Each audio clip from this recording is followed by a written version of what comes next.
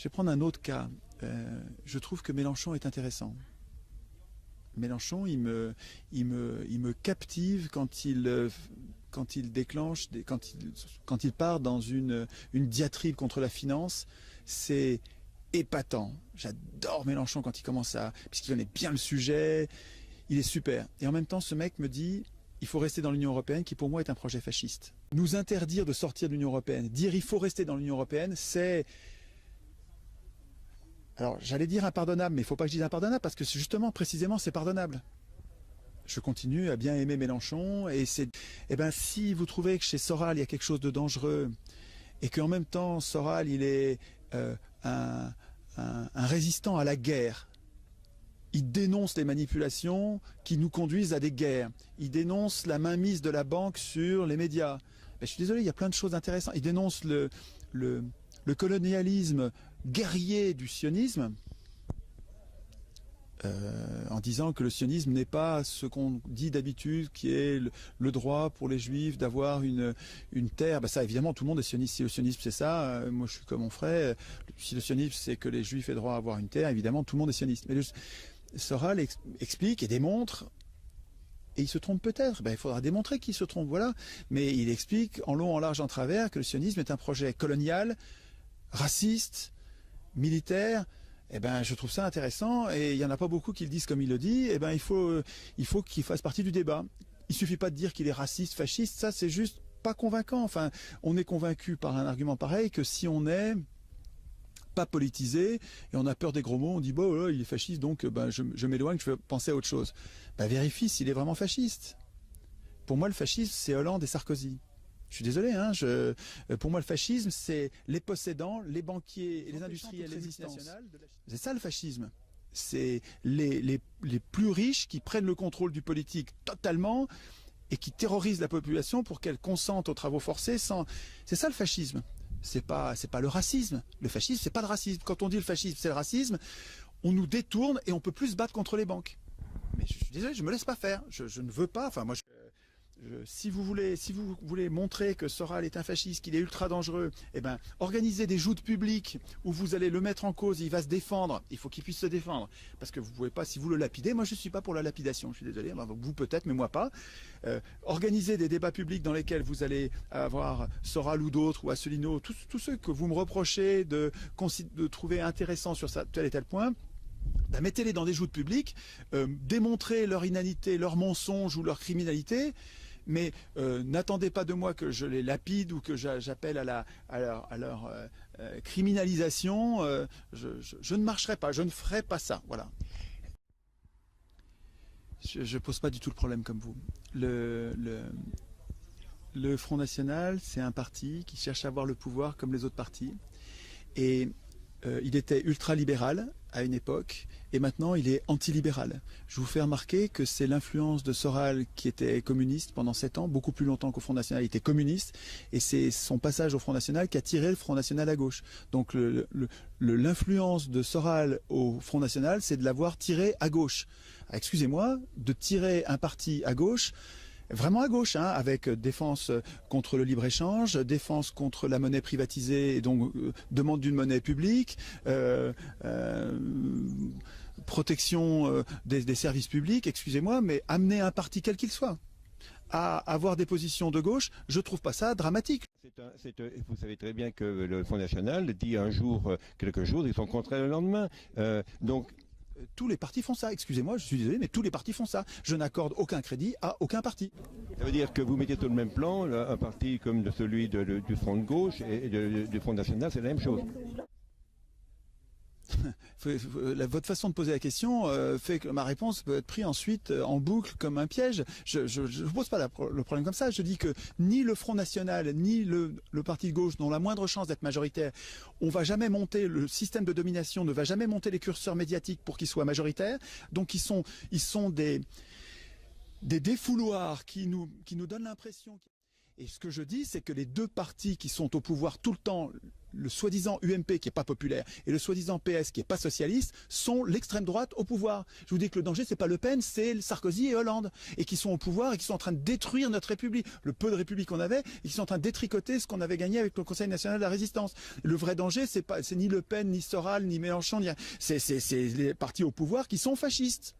Le fascisme, il est au pouvoir. Il faut arrêter de nous faire chier avec Le Pen ou Soral qui sont pas dangereux. Enfin, ils n'ont aucune chance d'accéder au pouvoir. Je veux dire, on nous balade avec ce truc-là. On nous balade avec ce truc-là. Je suis désolé, Soral est bien plus résistant à l'horreur libérale que Hollande ou Sarkozy qui sont tout le temps aux manettes. Je veux dire, arrêtez de nous faire parler de non-sujets, quoi, de nous diviser. Je suis désolé. En plus, les gens qui sont derrière Soral, moi j'en vois plein, c'est des humains comme vous et moi. C'est des humains qui cherchent le bien commun à leur façon et dire que c'est des fascistes. Mais c'est des conneries. Enfin, moi j'en ai pas vu, je suis désolé. J'ai même rencontré des royalistes. Je pensais que les royalistes, moi, quand je vois les royalistes du 19e siècle, c'est épouvantable. C'est vraiment des très puissants, très riches, qui sont des esclavagistes. Mais on peut très bien parler avec eux. Et quand je parle avec eux, je ne deviens pas royaliste, il faut arrêter d'être con. Enfin, c'est incroyable ça. Enfin, le politique, c'est l'aptitude, c'est l'organisation sociale d'une discussion avec des gens qu'on n'aime pas. Si le politique, c'est de discuter qu'avec des gens qui sont plus ou moins d'accord avec moi, mais on a juste nié le politique et on est en train de fabriquer la guerre parce que les gens avec qui vous décidez de pas discuter, ils sont en train de s'armer parce que si vous les niez, si vous les niez en tant qu'humain en disant ils sont fascistes et donc il faut pas leur donner la parole, donc il faut éviter qu'ils soient au Parlement, etc. Mais ils sont en train de s'armer pour avoir la parole. C'est des humains qui ont droit à la parole. Et c'est très important qu'ils aient la parole pour que le débat reste serein. Alain Soral n'a pas caché ses sympathies justement pour des régimes totalitaires, des régimes fascistes qu'il a exprimés dans ses écrits. J'ai pas lu ça. Si j'avais lu ça, j'en parlerais. Mais moi, j'ai pas vu ça. Hein. Je le vois antitotalitaire. Je le vois résistant à l'empire, un empire en formation.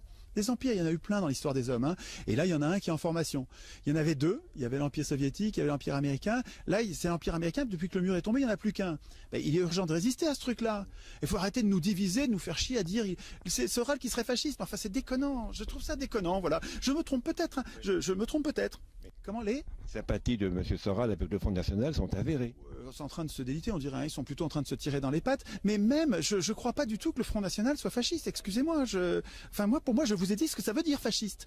Fasciste, ça veut dire que les riches, les possédants du moment, viscéralement anti-partageux et anti-communistes, anti-syndicats, prennent le contrôle du politique et détruisent toute possibilité de défense du peuple, de ses propres intérêts, avec des solidarités, le communisme au sens large, avec les différentes variantes. Le fascisme, c'est l'anticommunisme viscéral des classes possédantes, des grands possédants. Bon, alors, une fois que cette définition-là est bien fixée, le fascisme, c'est pas le racisme. Le racisme, tu le trouves aussi chez les communistes, tu le trouves chez les socialistes, mais qui n'est pas le fascisme, qui n'est pas notre problème majeur. Notre problème majeur, c'est un problème, c'est un fléau, je dis bien c'est un fléau, le racisme est un fléau, l'antisémitisme est un fléau, ok ? C'est dit ça, c'est évident, enfin, le fait que j'ai à le dire est incroyable. Bon, mais ceci dit, c'est un fléau, ça n'est pas notre problème politique premier. C'est la classe des 1% qui, voyant qu'elle ne peut plus gagner avec les élections, prend le pouvoir de force, parce que ce qu'il faut surtout, c'est qu'elle ait le pouvoir. Cette classe des 1%. C'est ça le fascisme. Relisez Guillemin. Guillemin explique bien ce que c'est que le fascisme. Et quand on essaye de me dire aujourd'hui le fascisme, c'est le racisme, ou c'est le catholicisme, ou c'est une position sur l'avortement, mais on n'en a rien à foutre. C'est des sujets... Enfin, on n'en a rien à foutre, c'est juste une échelle de valeur. Le problème, la position sur l'avortement, c'est un choix de société, super important. Et moi, je suis évidemment pour que les femmes puissent avorter librement, évidemment. Mais c'est un sujet complètement second.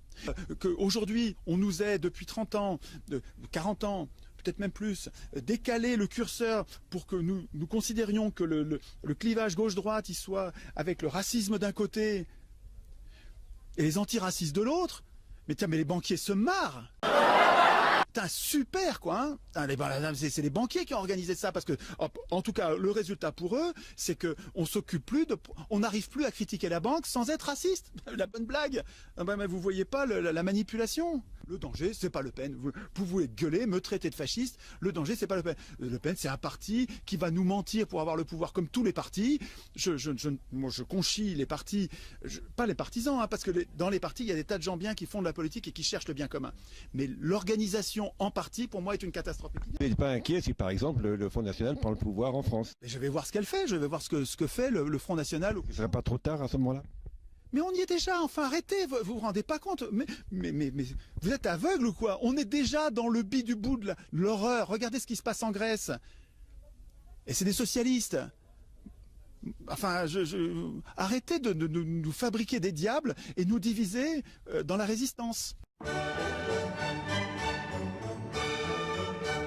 Mais de toute façon, vous n'avez pas entendu Jospin qu'il a avoué à la radio en disant, de toute façon, évidemment que tout le monde sait que le Front National n'est pas un parti fasciste. D'ailleurs, il n'y a jamais eu de fasciste. Je trouve ridicule la manière dont l'ensemble de la gauche, extrême gauche comprise, s'est rallié bruyamment à Jacques Chirac.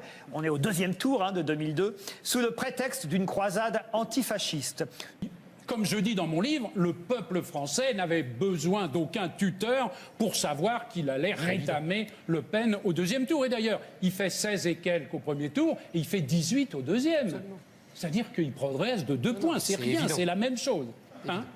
Et ce qui était alors inexact et faux du point de vue de l'analyse politique, c'était de nous dire que le lepénisme était un fascisme. On est d'accord. Le lepénisme est un mouvement d'extrême droite, à tendance xénophobe, extrêmement autoritaire, dont je critique l'essentiel des thèmes, mais ça n'est pas un mouvement fasciste. C'est évident. Bon. Et en tout cas, il n'y avait pas de péril fasciste en France. Passage très intéressant. Donc, le PS a monté en épingle, a inventé de toutes pièces un péril fasciste pour gêner la droite et gagner les élections. Aujourd'hui, il y a des mouvements au sein du Front National qui sont pro-nazis, cela ne vous gêne pas? C'est pas que ça me gêne pas, c'est que Le Pen n'a pas le pouvoir. Donc Mais il risque de l'avoir. Mais pas du tout. Voilà, je crois pas ça. Voilà, je vous ai dit, je crois pas ça. Je pense que les deux partis challenger, 2 ou 3 partis challenger, sont des leurs pour qu'on se dispute sur eux et qu'on n'arrive pas à diminuer l'influence des 2 grands partis qui sont, eux, des partis d'extrême droite parce qu'ils sont anticommunistes, antisyndicaux, antisociaux, quoi. Hein. Regardez leur politique, la politique de l'Union européenne, elle est profondément, radicalement antisociale. Et le PS et l'UMP ont la même politique de droite dure. Vous dites donc antifascisme, mais donc vous dites aussi... Est-ce que vous dites anticommuniste? Mais moi, je suis pas anticommuniste. Enfin, je prétends que si nous écrivions nous-mêmes notre constitution, nous écririons des institutions communistes et elles seraient possibles seulement parce que nous les voulons, parce que unanimement, nous décidons de faire ça. Les sociétés communistes qui marchent, et il y en a plein qui marchent, c'est parce qu'elles sont voulues par tous. Ce qui marche pas, c'est l'horreur soviétique dans laquelle tu as une petite bande qui décide d'imposer le communisme à des gens qui en veulent pas. Bah oui, ça finit en bain de sang. Mais je suis pas pour ça du tout. Je suis pour que nous fassions nous-mêmes la société que nous voulons. Je n'imagine pas de traiter quelqu'un de raciste comme si c'était sa nature. Je me sentirais raciste à faire ça. Ou fasciste en disant comme c'est... Et alors quoi, toute sa vie il va être fasciste? Et donc toute sa vie on va quoi? On va le mettre au banc, on va faire une prison pour les fascistes? Comment vous raisonnez? Je n'ai pas d'alternative à discuter avec les humains. Les humains, vous m'entendez? Oubliez vos étiquettes, c'est un humain. Pour l'instant, il a une position, vous dites que c'est fasciste, ben, on va voir, on va discuter avec lui, on va voir où il en est, pourquoi il est comme ça, qu'est-ce qui lui a fait peur. Et s'il s'aperçoit que ses peurs étaient mal fondées, ben, peut-être qu'il va changer d'avis petit à petit. Le temps de reconnaître en douceur, parce que c'est difficile de reconnaître brutalement qu'on s'est trompé, donc il va le faire en douceur, donnez-lui le temps de changer d'avis. Puisque les fachos ont droit à l'internet comme les autres. Après, ça m'est déjà arrivé d'avoir 1 ou 2 petits skinheads dans le public, puis quand c'est ça, on lui dit, t'étais skinhead, mais ça va passer. Non, mais c'est vrai, s'il y a des skinheads qui regardent votre truc, on ne sait jamais, ça passera. Ça passera. Hein. Et je pense qu'une petite année chez le psy, un truc comme ça, et après, ça va mieux, quoi. Alors que quand on dit que quelqu'un est fasciste, comme si c'était définitivement quelqu'un qui était ultra dangereux au point du fait qu'il fallait l'exclure de la politique, je suis désolé. Ça, c'est raciste. Et moi, je suis pas raciste. Je crois aux humains. Je suis prof, donc je sais bien que les humains changent. Si tu leur fais confiance, ils se transforment.